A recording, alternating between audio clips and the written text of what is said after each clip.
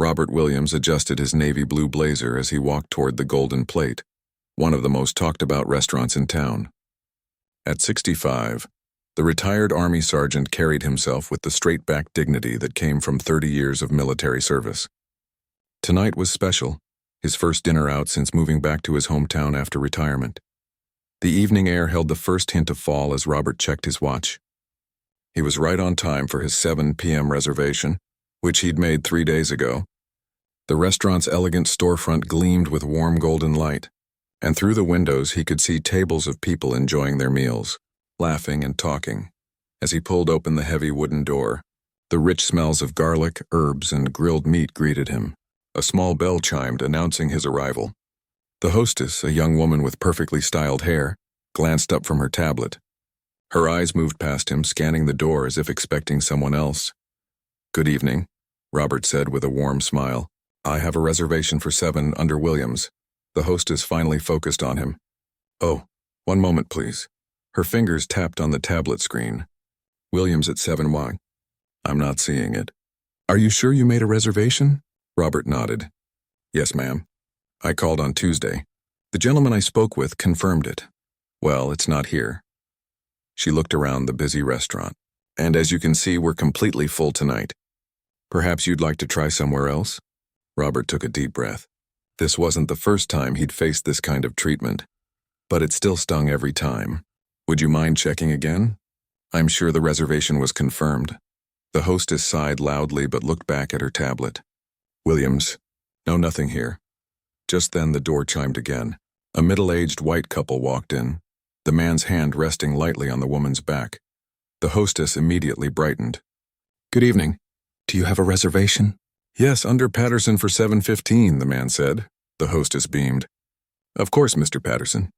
Your table is almost ready. Would you like to wait at the bar? First round of drinks is on the house for the inconvenience." Robert watched as the couple was guided to the bar area. He turned back to the hostess. "I see you have a wait list. Could I put my name down? I'm happy to wait for a table." She barely looked up. "The wait is about 2 hours for walk-ins. You might want to try the diner down the street." "I'd still like to wait if that's all right," Robert insisted politely. "I've heard great things about the food here." The hostess gave him a tight smile. "Fine. Name?" "Williams. Robert Williams." She scribbled something on a paper list. "We'll call you if something opens up." "Thank you," Robert said, moving to the small waiting area near the door. For the next 45 minutes, Robert watched as several parties arrived after him. Each time they were either seated immediately or offered drinks at the bar while they waited. No one acknowledged him. Twice he approached the hostess stand to check on his status, and twice he was told they were still very busy and to keep waiting. A third couple arrived, and Robert couldn't help but notice they didn't even give a name before the hostess cheerfully led them to a table. That was when he decided to speak up again. He approached the hostess stand once more. "Excuse me, I've been waiting for almost an hour now. I've seen several people arrive after me and get seated. Could you please tell me what's going on?" The hostess looked flustered. "Sir, we seat based on reservations and table availability. It's not as simple as first come, first served." "I understand that," Robert said calmly. "But I had a reservation and people who came after me, some without reservations, have been seated." The hostess's voice rose slightly. "Sir, I've already told you your name isn't in our system." Their conversation was beginning to draw attention from nearby tables. A few diners glanced over, then quickly looked away. "Is there a problem here?" A tall man in an expensive suit approached from inside the restaurant.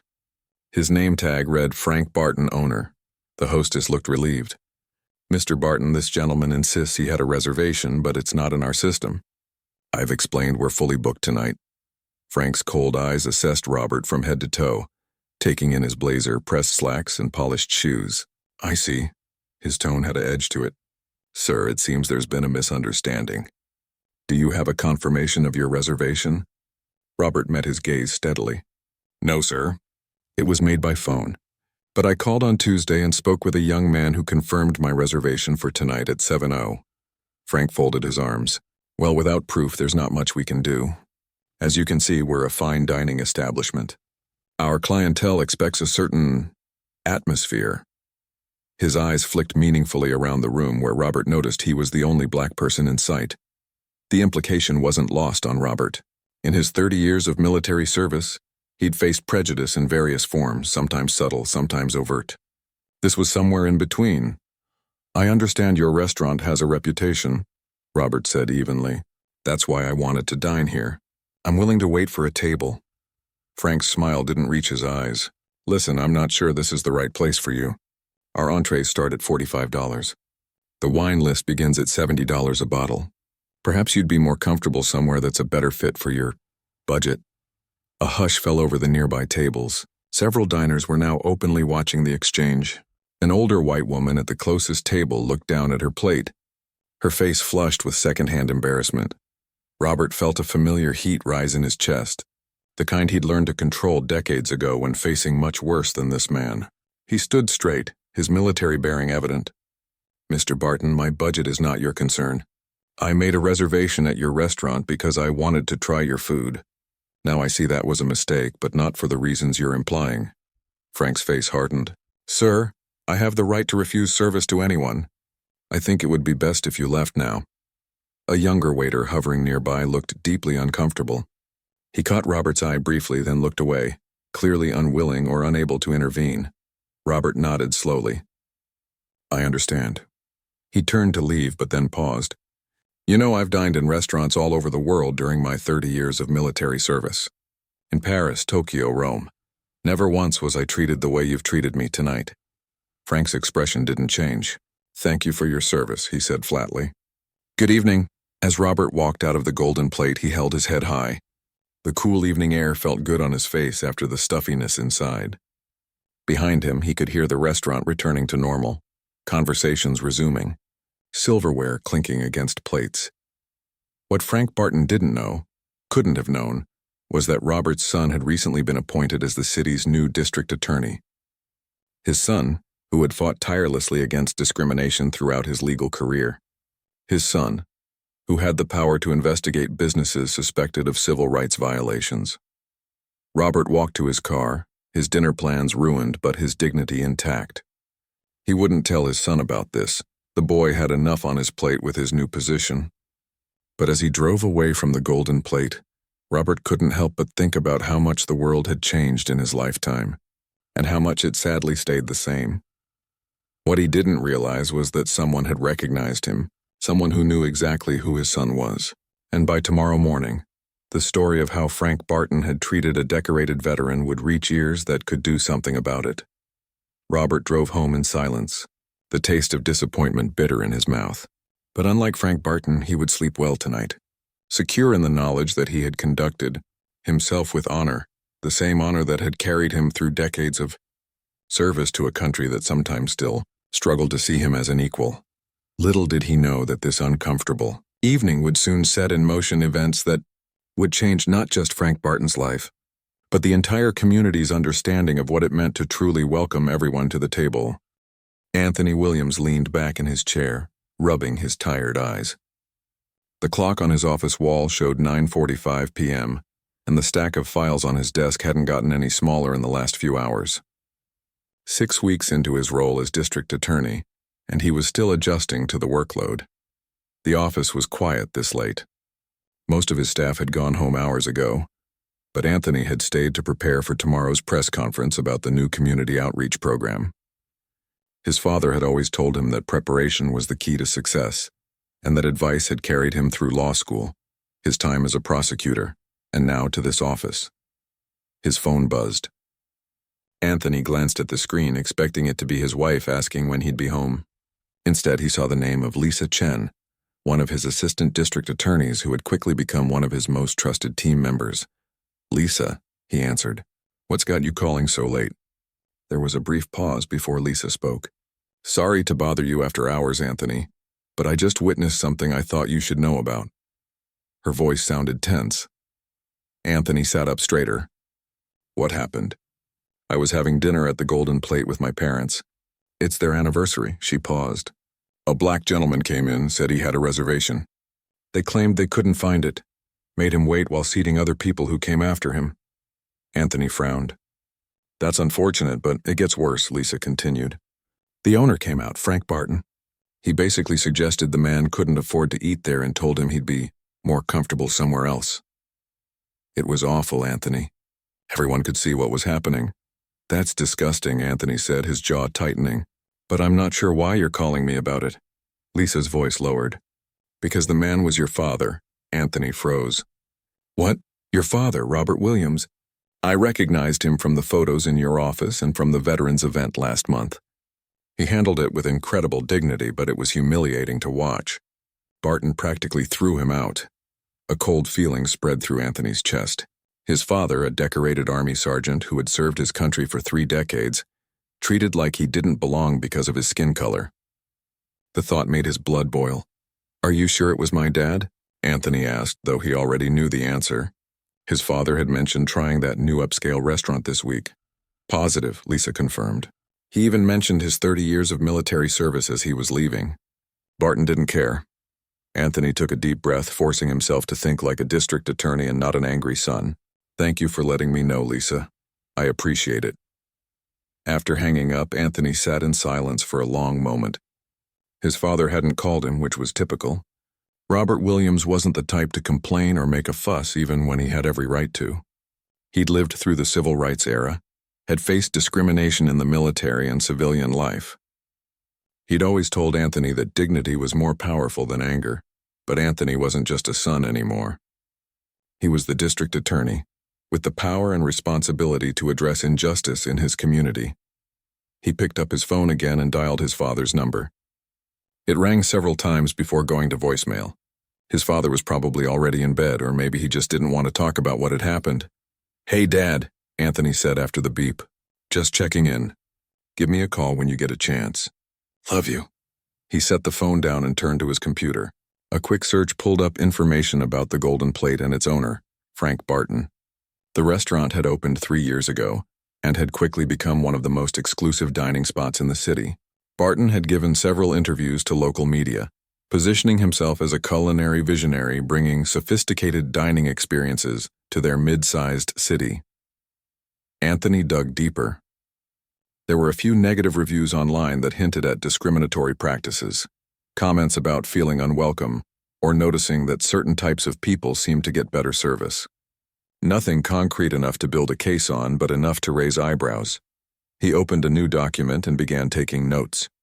If the Golden Plate was systematically discriminating against customers based on race, that was a civil rights violation. But he would need more than one incident and a handful of vague reviews to prove it. His phone buzzed again. This time it was a text from his wife, Diane. Everything okay? It's getting late, Anthony texted back. Something came up. I'll tell you when I get home. Love you. He looked at the time again. 10:30 p.m. now. He should go home, get some sleep, talk to his father tomorrow. That would be the sensible approach. Instead, he picked up his desk phone and called Daniel Garcia, the head of his office's Civil Rights Division. Sorry to call so late. Daniel, Anthony said when his colleague answered. How familiar are you with a restaurant called the Golden Plate? Fancy place downtown? Never eaten there, too rich for my blood, Daniel replied. Why? I need you to look into them first thing tomorrow. Discreetly. I want to know if they have a pattern of discriminatory practices. There was a pause. This about that community outreach program? No, Anthony said. This is something else.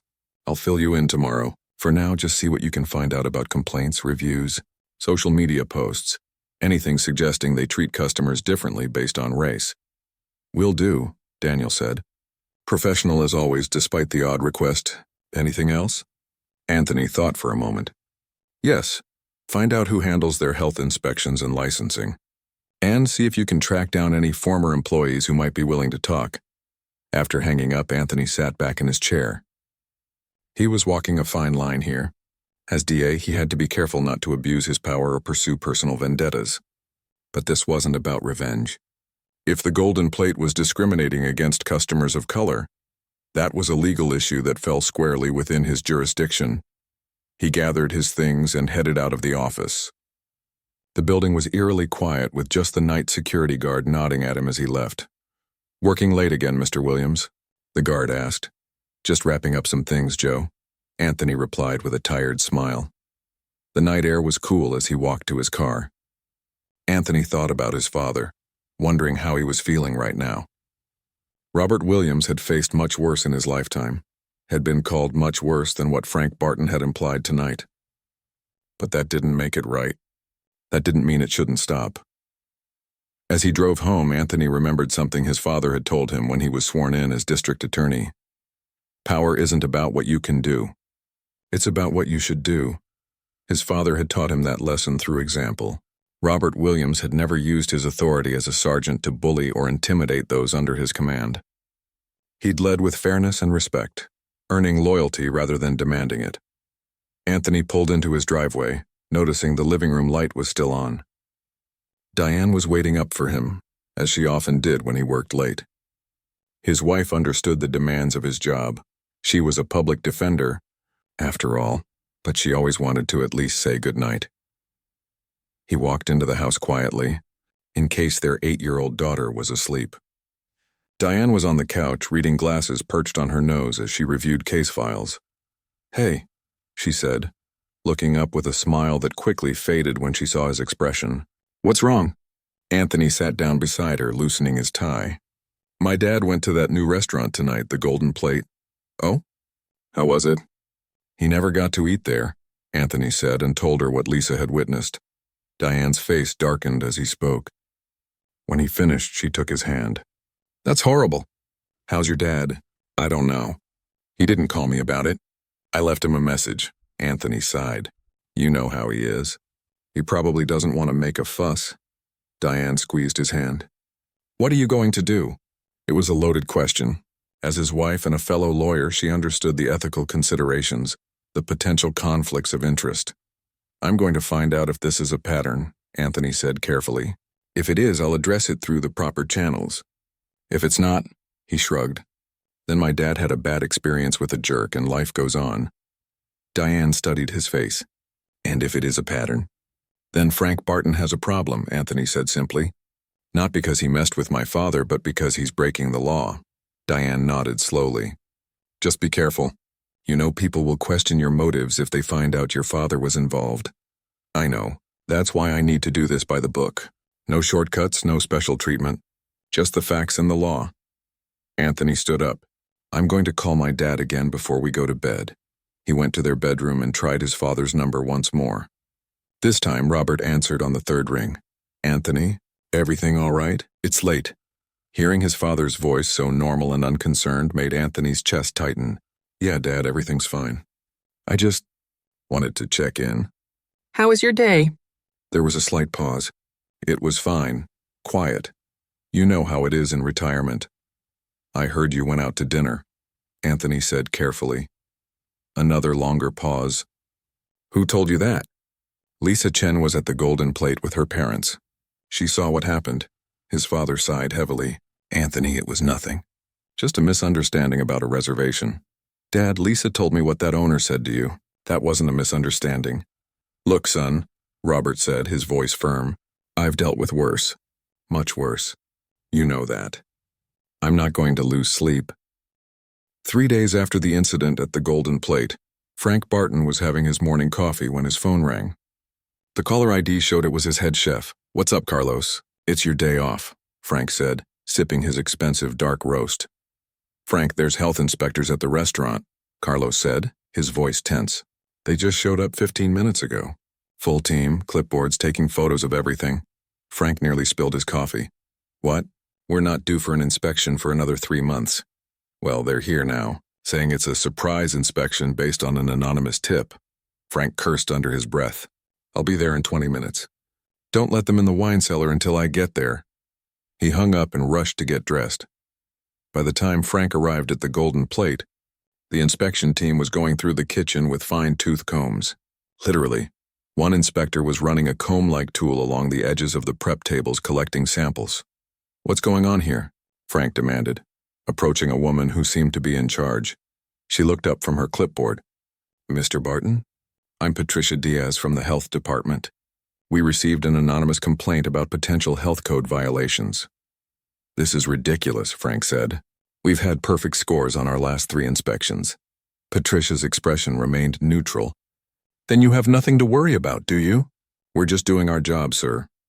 For the next 3 hours, Frank watched helplessly as the inspection team examined every inch of his restaurant.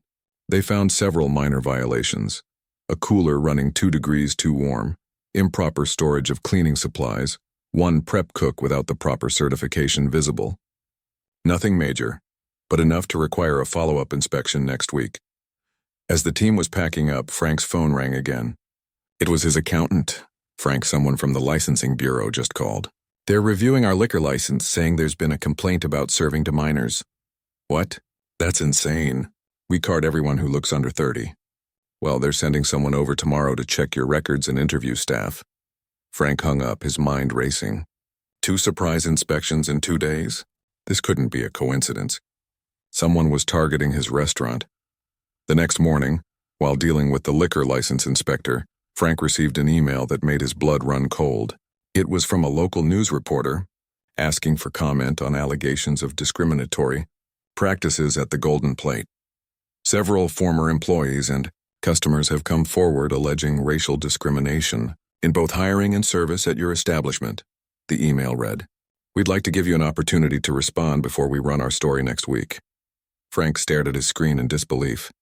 This was getting out of hand. He called his lawyer immediately. "Ted, something strange is going on. First health inspectors, then liquor license review. Now reporters asking about discrimination. Someone's out to get me." "Calm down, Frank," Ted said. "Let's take these one at a time. For the reporter, we'll send a standard denial and say, 'You're committed to equal treatment of all customers and employees.' For the inspections, just cooperate fully. If you haven't done anything wrong, you have nothing to worry about." But Frank did worry. Over the next few days, more strange things happened.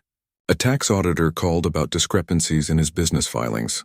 A building inspector showed up to check if his recent kitchen renovation had all the proper permits. And worst of all, he started noticing a decline in reservations. Meanwhile, across town, District Attorney Anthony Williams was sitting in his office, reviewing the preliminary findings from his Civil Rights Division. Daniel Garcia laid out several folders on Anthony's desk. "It's worse than we thought," he said. "We found 7 former employees who all tell similar stories. The Golden Plate has a pattern of discriminating against both customers and staff." Anthony picked up the first folder. It contained a statement from a former hostess named Vanessa Lopez. "Was instructed to tell black customers that reservations were lost, or that wait times were longer than they actually were," her statement read. Mr. Barton would use code words like "not our typical clientele," or "might affect the atmosphere" to indicate which customers he wanted discouraged. The second folder held a statement from a former waiter, who claimed that non-white customers were routinely seated in less desirable locations and given slower service. "How solid are these statements?" Anthony asked. "Would these people testify if it came to that?" Daniel nodded. 3 have already agreed to go on record. The others are nervous about industry backlash, but they're considering it. Anthony picked up another folder. This one contained dozens of social media posts and online reviews that hinted at discriminatory treatment. Nothing definitive on its own, but taken together, a pattern emerged. "What about the health and liquor license inspections?" Anthony asked. "Both found violations," Daniel confirmed. "Not enough to shut the place down, but enough to require follow-ups and possible fines." Anthony leaned back in his chair. The evidence was mounting, but he was still concerned about the appearance of a conflict of interest.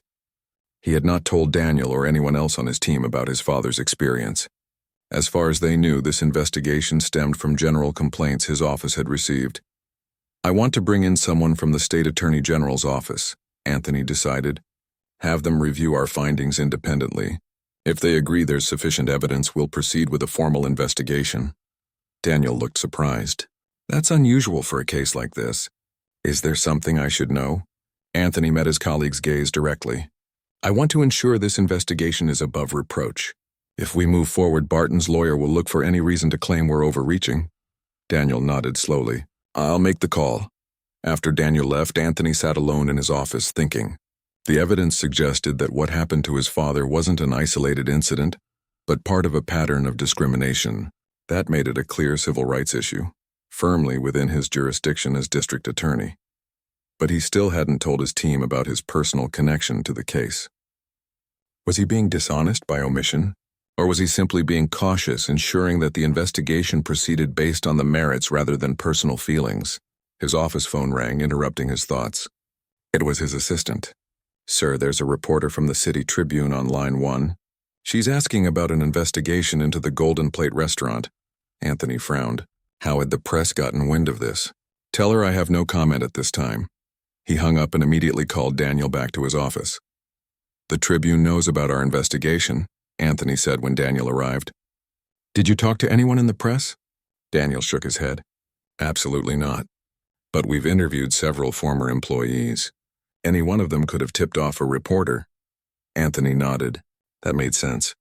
"From now on, everyone on the team signs confidentiality agreements for this case, and expedite that review from the AG's office. If the press is sniffing around, we need to move quickly but carefully." Later that afternoon, Anthony was in a meeting when his assistant knocked on the door.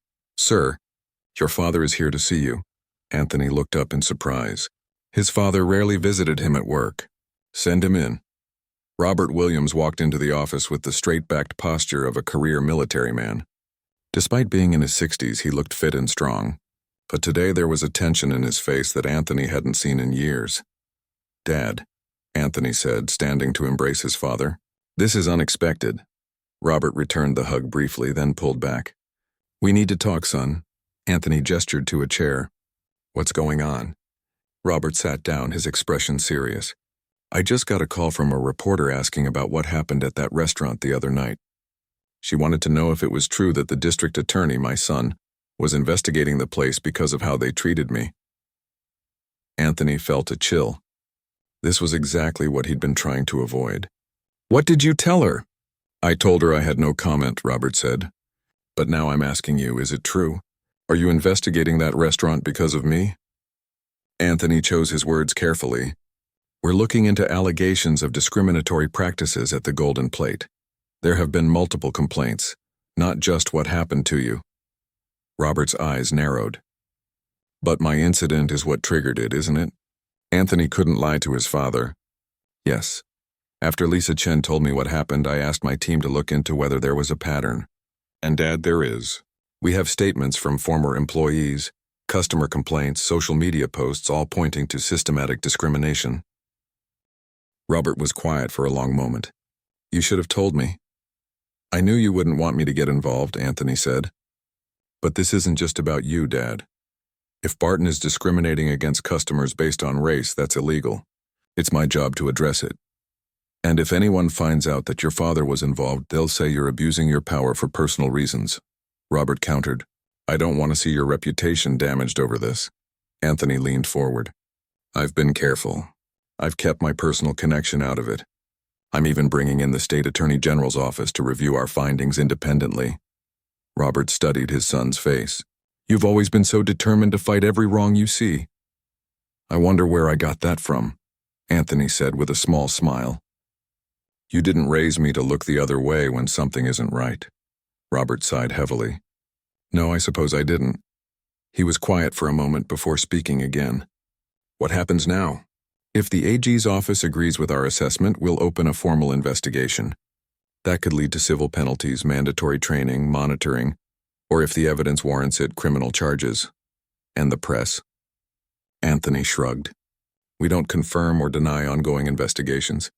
But if they connect you to me to the restaurant, we'll deal with it honestly. I won't lie about what happened, but I'll make it clear that this investigation is based on multiple allegations, not just one incident." Robert nodded slowly. "I trust your judgment, son." "I always have." He stood up. "I should let you get back to work." Anthony walked his father to the door. "I'm doing this the right way, Dad, I promise." "I know you are," Robert said, placing a hand on his son's shoulder.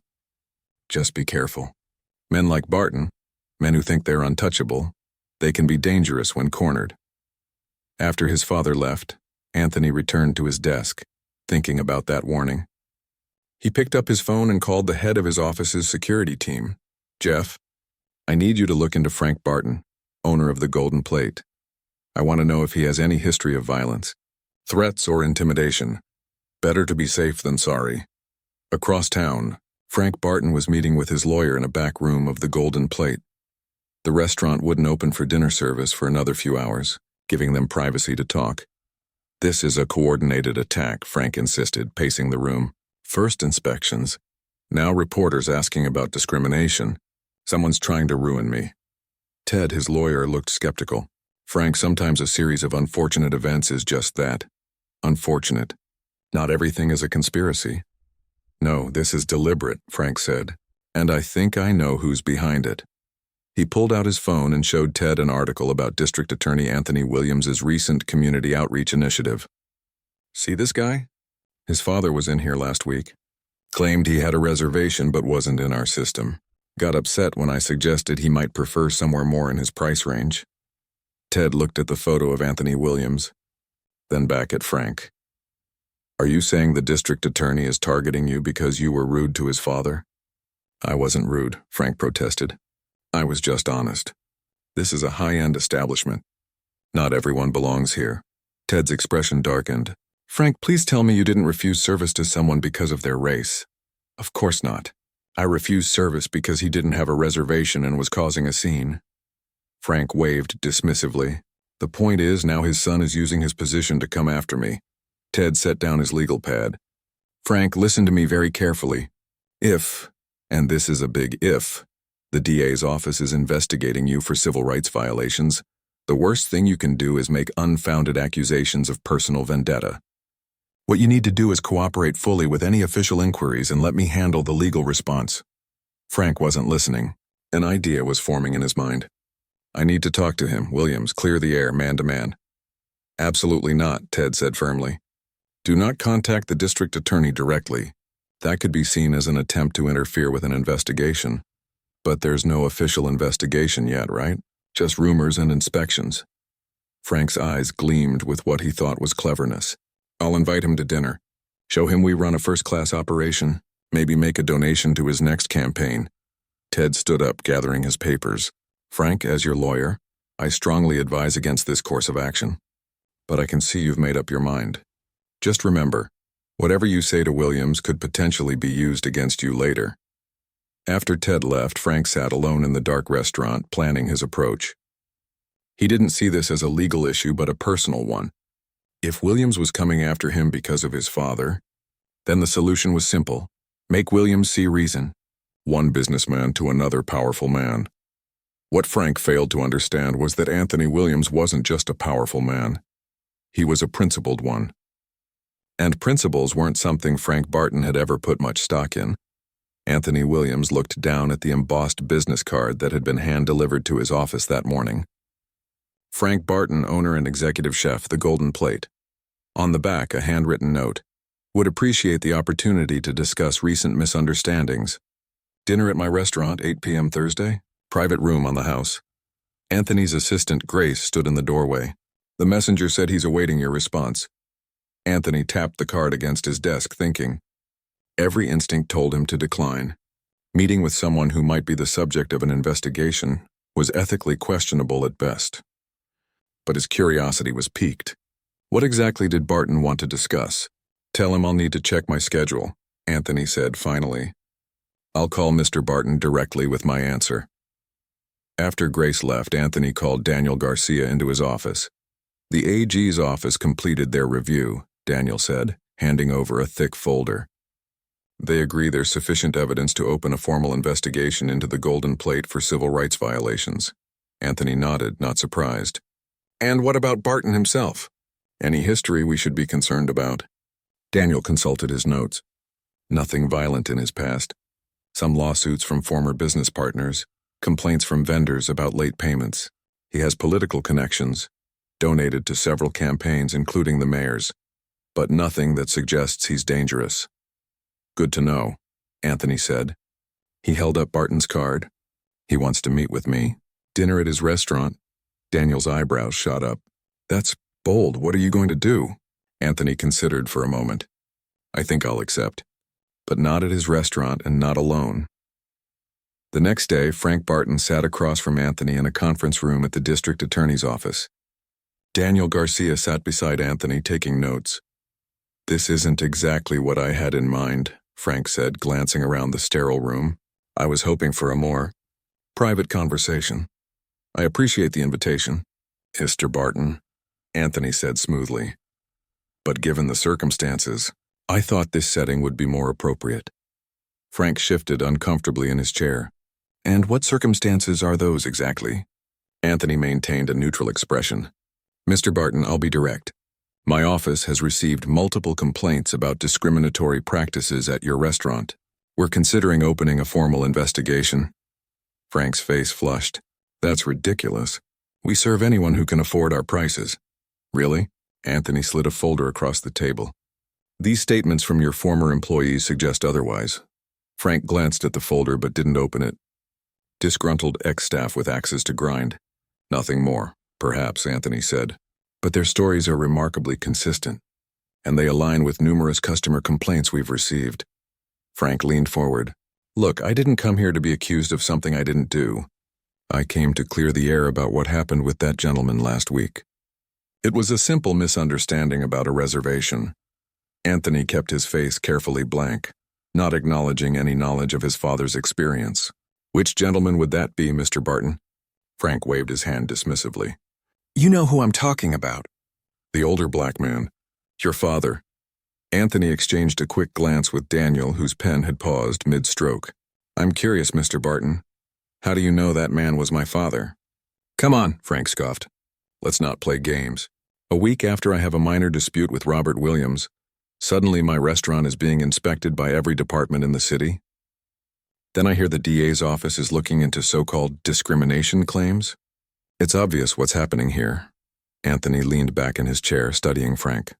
For the record, Mr. Barton, I have not confirmed that the gentleman you're referring to is related to me, but I'm interested in your characterization of the incident as a minor dispute. Could you elaborate on what happened? Frank seemed to realize he'd stepped onto dangerous ground. Look, it was busy. He claimed to have a reservation we couldn't find. We offered to put him on the waiting list, but he became difficult. Difficult how? Anthony pressed. He kept insisting we seat him, but we were fully booked. I simply suggested he might be more comfortable somewhere else. Somewhere more in his price range, I believe were your words, Anthony said quietly. Frank's eyes narrowed. So he is your father, I knew it.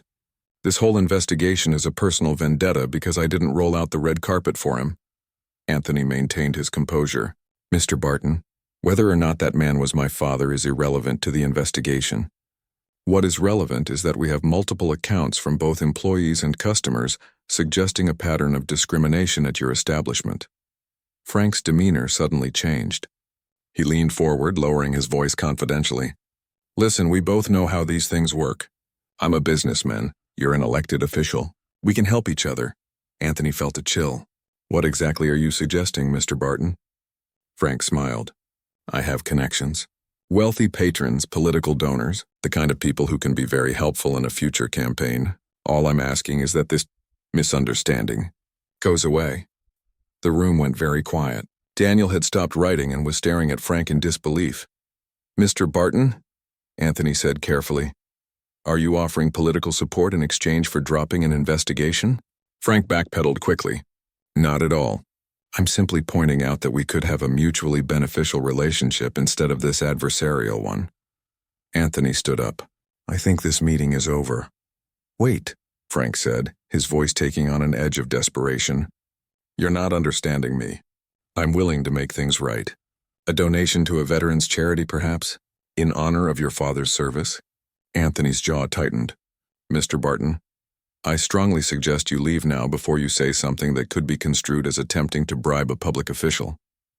Frank stood, gathering his coat. This is ridiculous. You're twisting my words because you've already decided I'm guilty, all because I didn't give your father special treatment. No, Mr. Barton, Anthony said evenly. This is about whether you denied people equal treatment under the law because of their race. And based on what I've heard today, I'm more convinced than ever that an investigation is warranted. Frank's face darkened with anger. You'll regret this. I have friends in this city. Important friends. Are you threatening me, Mr. Barton? Frank glared at him. I'm reminding you that actions have consequences, even for district attorneys. After Frank stormed out, Daniel let out a low whistle. Well, that was illuminating. Anthony nodded grimly. And potentially incriminating. Did you get all that? Every word, Daniel confirmed. Including what could be construed as attempted bribery and threatening a public official. Anthony sat back down, his mind racing. He all but admitted to discriminating against my father, and he clearly believes that personal relationships should trump the law. Speaking of your father, Daniel said carefully, I assume that was the connection you were concerned about? Why you wanted the AG's office to review our findings? Anthony nodded. Yes. I wanted to ensure this investigation was based on merit, not personal bias. Daniel closed his notebook. After what we just witnessed, I don't think anyone could question our justification for moving forward. The following morning, Anthony was reviewing the transcript of yesterday's meeting when his phone rang. It was the reporter from the City Tribune. Mr. Williams, I'm working on a story about alleged discrimination at the Golden Plate restaurant, she said. I understand your office is investigating and that your father may have been personally affected by their practices. Would you care to comment? Anthony had prepared for this. Ms. Reynolds, my office is looking into multiple allegations of civil rights violations at several establishments in our jurisdiction. As a matter of policy, we don't confirm or deny specific ongoing investigations. But can you confirm that your father, Robert Williams, was recently denied service at the Golden Plate? I'm not going to discuss my family members' private experiences, Anthony said firmly. What I can tell you is that any investigation undertaken by my office is based on evidence and legal merit, not personal considerations. Mr. Williams, sources tell me that you met with Frank Barton yesterday. Can you tell me what was discussed? Anthony frowned. How had she learned about that meeting so quickly? I meet with many community members in the course of my duties. Those conversations are confidential. After ending the call, Anthony immediately convened a meeting with his senior staff. If the press was pursuing this angle, they needed to be prepared. The Tribune is asking about a personal connection between me and the Golden Plate investigation, he told the assembled team. For transparency, I want everyone to know. My father was recently involved in an incident at that restaurant that could be characterized as discriminatory. However, our investigation was initiated based on multiple complaints and substantial evidence gathered by our Civil Rights Division and independently reviewed by the state Attorney General's office. He looked around the room. I've kept my personal feelings separate from the legal process, but I want to get ahead of any potential accusations of conflict of interest. From this point forward, I'm recusing myself from direct involvement in this case. Daniel will take the lead, reporting to Chief Deputy Johnson. The team nodded in understanding. Anthony continued. And we need to prepare for the possibility that Barton will try to turn this into a media circus, claiming persecution. Make sure all our documentation is meticulous. Every interview, every piece of evidence needs to be properly processed and preserved. After the meeting, Anthony called his father to warn him about the press interest. They're going to try to contact you. Dad, they already know about what happened at the restaurant. Robert sighed heavily. I should never have gone to that damn place. This isn't your fault, Anthony assured him. If anything, you helped expose a business that's been discriminating against people for years. Maybe, Robert said. But now they're going to drag your name through the mud, claim you're abusing your power. Let them try, Anthony said with confidence.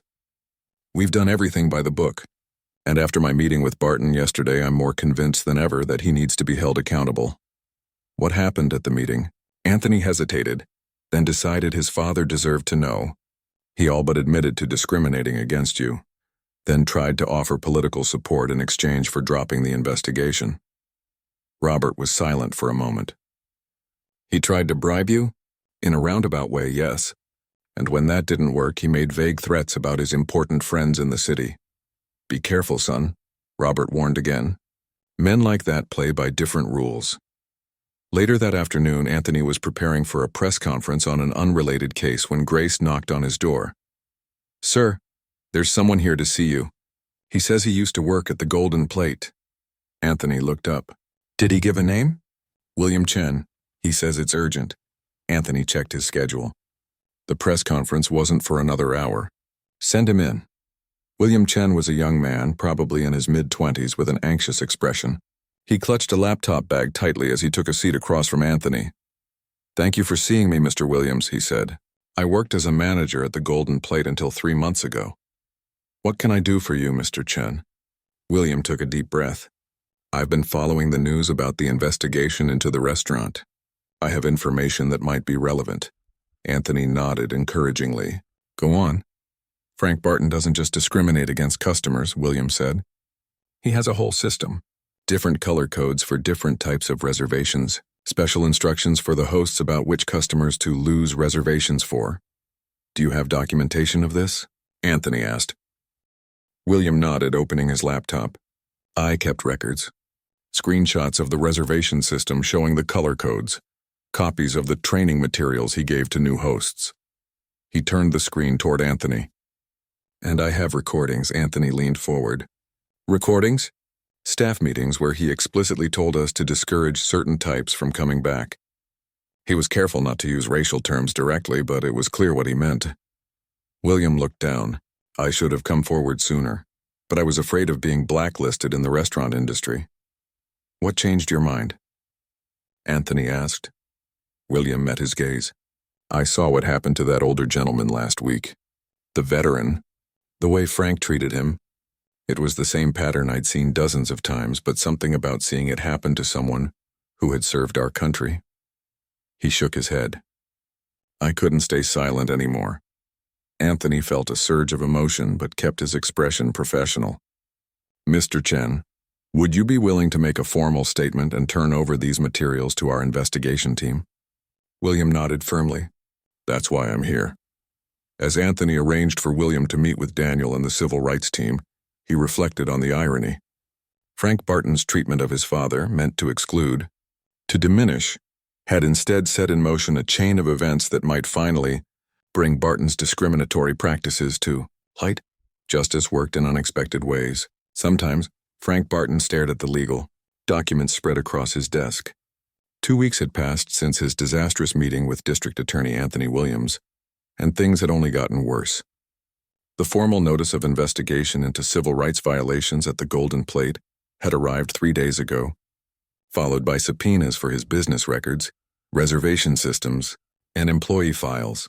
His phone hadn't stopped ringing, reporters seeking comment, worried investors, and his increasingly frustrated lawyer. Frank, you need to take this seriously, Ted had told him that morning. The evidence they're gathering is substantial. That former manager's testimony alone could sink you, Frank had scoffed. It's his word against mine. No, it's his word plus his documentation, plus statements from 6 other former employees, plus dozens of customer complaints, plus your own recorded statements at staff meetings. And now they have evidence that you attempted to improperly influence the district attorney. That had gotten Frank's attention. I never tried to bribe him. You suggested political support in exchange for dropping an investigation. That walks right up to the line, if not over it. Now alone in his office, Frank was finally beginning to understand the gravity of his situation. The Golden Plate's reservations had dropped by 60%. Regular customers were staying away, not wanting to be associated with the controversy. His chef was threatening to quit, and his investors were demanding an emergency meeting. His phone buzzed with a text from his hostess. Channel 7 news crew outside again. What should I tell them? Frank groaned and typed back, no comment.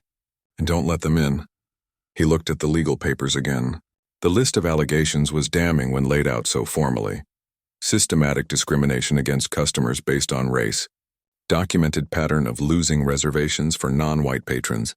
Discriminatory hiring and promotion practices. Attempt to improperly influence a public official. The last one worried him most. While civil penalties for discrimination could be substantial, attempting to bribe a district attorney could lead to criminal charges. Frank poured himself a generous glass of scotch, even though it was barely noon. How had things spiraled so out of control? All because he'd turned away one customer who didn't fit his vision for the Golden Plate. He hadn't known who Robert Williams was that night. Hadn't known his son was the district attorney. But would it have made a difference if he had? Frank had to admit probably not.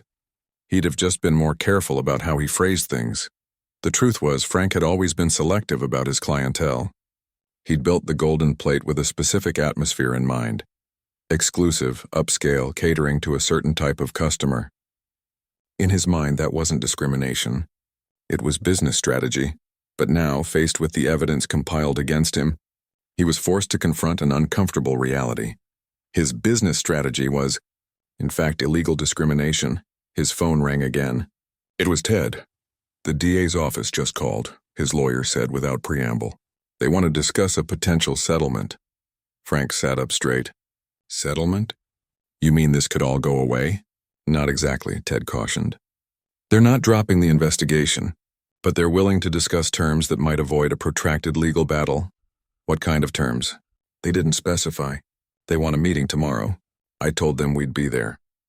After hanging up, Frank felt a glimmer of hope for the first time in weeks. A settlement meant negotiation, compromise. Maybe this wasn't the end of the golden plate after all. The next day, Frank and Ted sat in the same conference room where Frank had met with Anthony Williams. But this time Anthony wasn't present. Instead, they faced Daniel Garcia and two other attorneys from the DA's office. Thank you for coming, Daniel began. As we indicated, we're prepared to discuss potential terms for resolving this matter without proceeding to litigation. Ted nodded. We appreciate that. My client is open to reasonable measures to address the concerns raised in your investigation. Daniel slid a document across the table. These are our proposed terms. Frank read through the list, his hope fading with each item. Monetary damages to identified victims of discrimination, estimated at $250,000. Implementation of comprehensive anti-discrimination training for all staff, to be conducted by an approved third party. Revision of all hiring, promotion, and service policies, to be reviewed and approved by the DA's Office 4. 3 years of monitoring by an independent compliance officer, at the restaurant's expense 5. Establishment of a $500,000 scholarship fund for minority students pursuing culinary arts and restaurant management 6. Public acknowledgement of past discriminatory practices and formal apology. Frank looked up in disbelief. This would bankrupt me. Daniel's expression remained neutral. These terms are actually quite reasonable given the scope and duration of the violations we've documented. If we were to pursue this in court, the penalties could be substantially higher, not to mention the possibility of criminal charges related to your conversation with District Attorney Williams. Ted placed a restraining hand on Frank's arm. We'll need time to review these terms. Of course, Daniel said. We can give you 48 hours. But I should mention that we're prepared to move forward with formal charges if we can't reach an agreement. Outside the meeting, Frank exploded. This is extortion. They're trying to destroy me. Ted pulled him into a quiet corner of the hallway. Frank, listen to me. I've reviewed the evidence they have. If this goes to court, you will lose. And yes, these terms are steep, but they're offering you a chance to save your business, a chance to make things right. Make things right? Frank sputtered. By admitting I'm a racist and paying $500,000 to some scholarship fund? Ted's expression hardened. Frank, I've been your lawyer for 6 years. In that time, I've overlooked a lot of things because they weren't technically my concern. But I'm telling you now, what you've been doing is wrong. Legally and morally, and this is your opportunity to acknowledge that and change. Frank stared at his lawyer in shock. He'd expected Ted to fight for him, not lecture him. So what are you saying? I should just roll over and accept these terms? I'm saying you should consider them seriously, Ted replied, because your alternatives are much worse. For the next 2 days, Frank barely slept. He met with his investors who made it clear they would pull their funding if the controversy continued. He talked to his chef and senior staff who were fielding offers from other restaurants, eager to jump ship. He even consulted a bankruptcy attorney, just to understand his options if he refused the settlement. By the time the 48-hour deadline arrived, Frank had come to a difficult realization. The golden plate, as he had envisioned it, was finished. The question now was whether he could salvage anything from the wreckage. When he and Ted returned to the DA's office, Frank was subdued. Daniel Garcia noticed the change immediately. Have you had a chance to review our proposed terms? Daniel asked. Ted glanced at Frank, who nodded slightly. We have, Ted said, and we have a counter-proposal. Ted slid a document across the table. Daniel and his colleagues reviewed it carefully. You've accepted most of our terms, Daniel noted with surprise. But you're proposing changes to the scholarship fund and the public acknowledgement. Frank leaned forward. I can't afford $500,000 for the scholarship fund. I'm offering $250,000 plus a percentage of the restaurant's profits for the next 5 years. Daniel considered this. And the public acknowledgement? I'll make it, Frank said quietly. but I want to be able to review the wording with my lawyer. I'm not going to sign a statement that amounts to professional suicide." Daniel exchanged glances with his colleagues, then nodded. "I think we can work with this. We'll need to draft a revised agreement." As they worked through the details, Frank felt a strange mix of emotions: relief that his business might survive, resentment at being forced into these concessions, and, most surprisingly, a glimmer of something that felt like growth. He'd spent the last 2 days reflecting on his actions, not just at the Golden Plate but throughout his career. He'd always prided himself on his success, on creating exclusive dining experiences that made people feel special. But he'd never considered the flip side, the people his practices excluded, the hurt and humiliation his policies caused. The settlement was finalized a week later. Frank agreed to all the terms, including the anti-discrimination training, policy revisions, monitoring, and the modified scholarship fund. He also agreed to make a public statement acknowledging past discriminatory practices and committing to change. The night before the statement was scheduled to be released, Frank sat in the Golden Plate after closing, alone with his thoughts. The restaurant was beautiful. He'd designed every detail himself: the soft lighting, the elegant place settings, the carefully curated artwork. He'd always seen it as his masterpiece. But now he understood that its beauty had been tainted by ugly practices. Practices that he had implemented and enforced. Practices that had hurt people like Robert Williams, who had served their country with honor only to be treated with disrespect because of their skin color. Frank had spent his life believing that success meant catering to an exclusive clientele. Now he was being forced to reimagine what his restaurant could be: a place that maintained its standards of excellence while welcoming everyone who appreciated fine dining, regardless of their race or background. It was a daunting challenge, but as he looked around the empty restaurant, he began to see possibilities he'd never considered before. The next morning, Frank stood behind a podium in front of the Golden Plate, facing a crowd of reporters and cameras. His prepared statement lay before him, carefully crafted with his lawyer to acknowledge wrongdoing without admitting specific legal violations. But as he looked out at the faces watching him, some skeptical, some hostile, some simply curious, he set the paper aside. "I've spent my career in the restaurant industry believing that exclusivity was the key to success," he began. "I convinced myself that being selective about my clientele was just good business. But over the past few weeks, I've been forced to confront an uncomfortable truth. What I called selectivity was actually discrimination." A murmur ran through the crowd of reporters.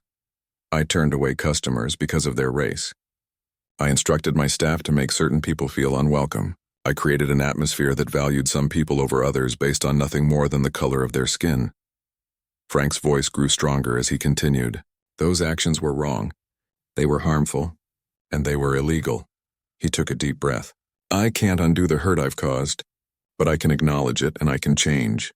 As part of an agreement with the district attorney's office, the Golden Plate will be implementing comprehensive changes to ensure that discrimination has no place in our establishment.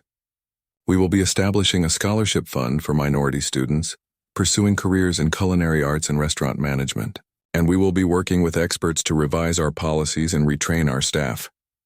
Frank paused, then added something that wasn't in his prepared remarks. "I want to extend a particular apology to Robert Williams, a veteran who served this country for 30 years, only to be disrespected in my restaurant. Mr. Williams, your dignity in the face of my behavior stands in stark contrast to my own actions that night. I am truly sorry." As the press conference ended and reporters shouted follow-up questions, Frank noticed a familiar figure standing at the back of the crowd. It was Anthony Williams, watching quietly, his expression unreadable. Their eyes met briefly across the distance. Frank nodded slightly, acknowledging what they both knew. This story had changed them both. 3 months later, the Golden Plate reopened after a brief closure for renovations and retraining. The menu was the same high-quality cuisine, but the atmosphere had changed. The staff was more diverse. The reservation policy was transparent and equitable, and on the wall near the entrance hung a framed quote, "A table for everyone who values good food and good company." On opening night, Frank was surprised to see Robert Williams walk through the door. He was accompanied by his son Anthony and Anthony's wife. Frank approached their table with some trepidation. "Mr. Williams, I didn't expect to see you here." Robert looked up at him steadily. My son tells me you've made some changes to the place. Frank nodded. Yes, sir. Significant ones. And are they just for show, or do you mean it? Frank met the older man's gaze directly. I mean it, sir. It took me too long to learn this lesson, but I've learned it. Robert studied him for a moment, then nodded. Then we'd like to try the chef's tasting menu, please. As Frank walked back to the kitchen to inform the chef about their special guests, he reflected on the journey of the past few months. The Golden Plate was different now, and so was he. He had lost some of his old customers who preferred the exclusivity of the past, but he had gained new ones who appreciated the restaurant's commitment to change. More importantly, he had gained a new understanding of what true excellence in hospitality meant, not creating an exclusive club for the few, but offering an exceptional experience to anyone who walked through the door. Frank glanced back at the Williams family, now being served their first course. The incident that had started this whole chain of events, his shameful treatment of Robert Williams, had led to a painful but necessary transformation. In trying to exclude one man from his restaurant, Frank had been forced to confront his own prejudices and the harm they caused. It was a high price to pay for a lesson, but as Frank watched his diverse staff working together seamlessly, serving customers of all backgrounds with equal care and attention, he knew it was worth it. The Golden Plate was becoming what it should have been all along, a place where the only requirement for entry was an appreciation for fine food and respectful service. A place where everyone could feel welcome, and that, Frank was beginning to understand, was a far better measure of success than exclusivity could ever be.